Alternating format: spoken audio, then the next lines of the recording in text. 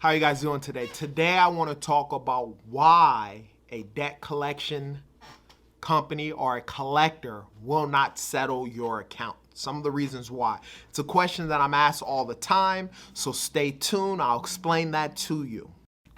My name is Jay, and welcome to Ask a Debt Collector. Now, I've been in the debt collection industry for over 15 years. I've done it all, from skip tracing to collecting to management, and I've owned 2 debt collection agencies. For the past 8 years, I've been the go-to guy for friends and family for questions regarding debt and credit, and now I want to be that person for you. If you have any questions, put them down in the comment section. I promise I'll answer those questions. Let's go. Okay, so let's get into some of the points, but before I do that, be sure to like and subscribe. Share this video with somebody who may be able to learn something from this as well as yourself. Thank you for clicking on this video, and let's get into it. Why debt collectors will not settle your account? This is a question, like I stated before, that I've been asked a lot of times. And a lot of times it deals with a few factors that may factor in with regards to why they won't settle your account. For instance, you owe $2,000 on some type of account. You're wanting, $500 discount, $1,000 off the balance, $200 off the balance. When you get the collector on the phone, he tells you straight up, I'm not able to settle this account out. So let me explain to you some of the reasons why. Number one, I did a video which I think hasn't had as many views, and I think it's because it went over a lot of people's head. People just don't understand it. But I did a video concerning contingent versus owned accounts. Now, for those of you who don't know, I will put down in the description that video, but I'll briefly explain it. A contingent account is an account that a debt collection agency does not owe. They're collecting on behalf of that creditor. So for instance, you have a Capital One account. We, as a debt collection agency, have the account. We don't own the account, but we're collecting on behalf of Capital One. That's contingent. And then you have an owned account, which is a different scenario where we actually, as a debt collection agency, through either a broker or directly from one of the creditors, you buy accounts from them. And then as a debt collection agency, you own them. The reason why that is so important is because on contingent accounts, depending on the contract that the debt collection agency has with the creditor, will determine on whether or not they're able to do settlements or not, right? So as a collector, when I was a collector, I remember I had started out in a contingent department. So on this collections floor, they had a debt owned, they had a legal department, as well as they had a contingent department. Now the contingent department, the numbers were always high and inflated, but the actual money that you got to keep was a lot lower. So for instance, let's say I had an account. We had these accounts through Mobile Systems Wireless. They were at the mall, at these kiosks. A lot of times when you go and purchase phones from these kiosks, it says, for instance, AT&T authorized dealer. They're a third party, Mobile Systems Wireless, that actually sells phones on behalf of AT&T. They have a contract with AT&T. For each person they get on, they get a certain percentage. Nevertheless, those accounts, they would get these phones. And they will basically say, hey, we'll give you this phone for free. All you have to do is make sure you keep your phone line active for a year or whatever with this phone line on there. And a lot of times what happens is they didn't pay. For whatever reason, they didn't pay. They defaulted on their actual contract with AT&T when they got the phone. So then they're penalized $100. So they end up having to pay $100 for the phone. Now, we got thousands and thousands of these accounts on our contingent department. So each account was around $100. Every time someone paid $100, the company only got credit for $30, and they took $70 and sent it back to Mobile Systems Wireless, which is the creditor that originally was owed. The reason why this is so important is this.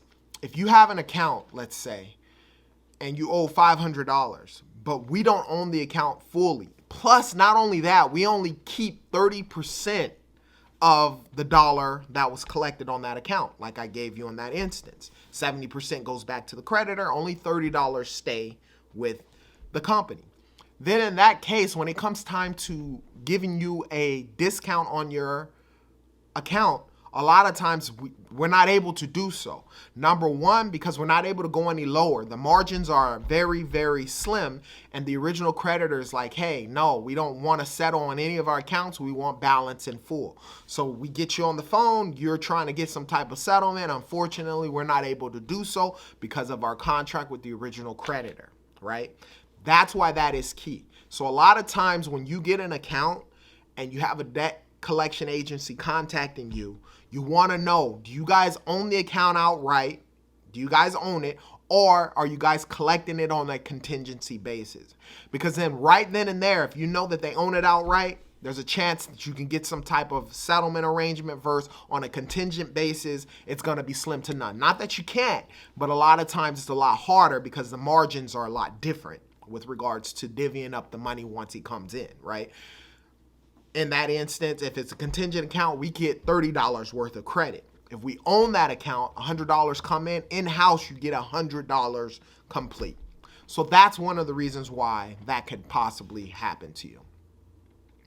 Now, a second reason is the price that is spent on the accounts itself, right?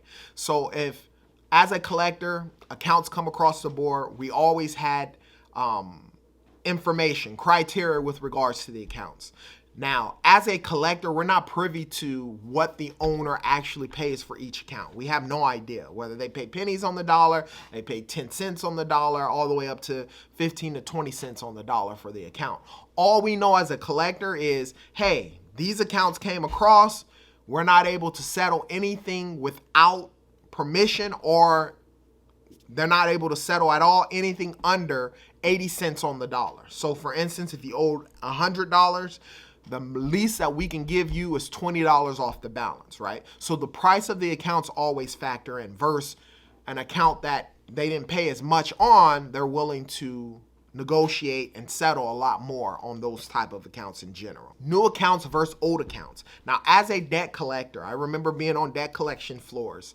When new accounts hit the floor, these are accounts that have not circulated through the debt collectors, meaning it's the first time that these accounts have been put into the system and put out on the floor for us to collect on. The newer the account, meaning the date of charge off, or the date of last payment, or the date that the account was charged off, typically 6 months after that, anything 30, 90 to 120 to even up to a year of charge off is considered new accounts. And as a debt collector, we have no control over why or what happens. We just get the rules. Hey, these accounts you can't settle less than 80 cents on the dollar. So as we make the calls, we get the people on the phone. A lot of times it could be 80 cents on the dollar. Sometimes they say don't settle at all. And that's because it's a newer account, and with regards to settlement, depending on what the owner did, it makes the situation and the scenario a lot different. So a lot of times we're not even able to settle then. I remember a while back, I worked at a company. We had this Bally Total Fitness account. These Bally Total Fitness accounts. This guy owed like $5,600 or something along those lines. We could not settle less than 80% on the dollar. This guy wanted 50%. He had the cash, was ready to pay like $2,800, and we just couldn't accept it. And I remember this guy. I would call him probably every 6 months, and he would just say, yeah, this is all I have. Either take it or leave it, and we couldn't settle. It used to make me so upset. But nevertheless, that's, one of those things. The last and final reason why I would say sometimes debt collectors don't settle deals with you as a consumer, your attitude. You call in and you're saying, oh, I know you buy the pennies on the dollar, you're this and that, and I'm only gonna do this, and you're being have a certain attitude depending on what type of collector you get. I was one of those types of collectors. I would say, no, we want balance in full. You have to pay the balance in full. So your attitude matters so much. Call in, be respectful. You gotta understand, everyone's human beings. Obviously, as a debt collector, we have to be respectable to you as a consumer, but as a consumer, it goes both ways. You're the one who got the debt. Call respectable, call, obviously, understanding your situation and knowing your financial situation, and try and get the best deal you can get. But your attitude matters very, very much so. Okay, and so that plays in a factor. Now, I have an insight on both things. I worked as a debt collector for about 8 years. I've been in management as well as I've been in ownership. And now, as when I was in ownership and as an owner, I understood so much with regards to why we would settle and why we wouldn't settle on certain accounts. And a lot of it has to do with the moolah, right? How much money was spent. And then it depends on the owner. Some owners are a little greedier than other owners. And that's just, what it is. That's just how life goes. But the reality is, when you're calling in with regards to your account, you just have to be respectable. You can't call in saying that. The reality is, when you go down to Walmart, you know that they get wholesale prices on everyday items that you guys pay for. And when you go in there, you don't go to Walmart and say, hey, how much did you guys get this product for? I feel like I should only have to pay this amount over the circumstance. You just go in there, you see the price, and you pay it.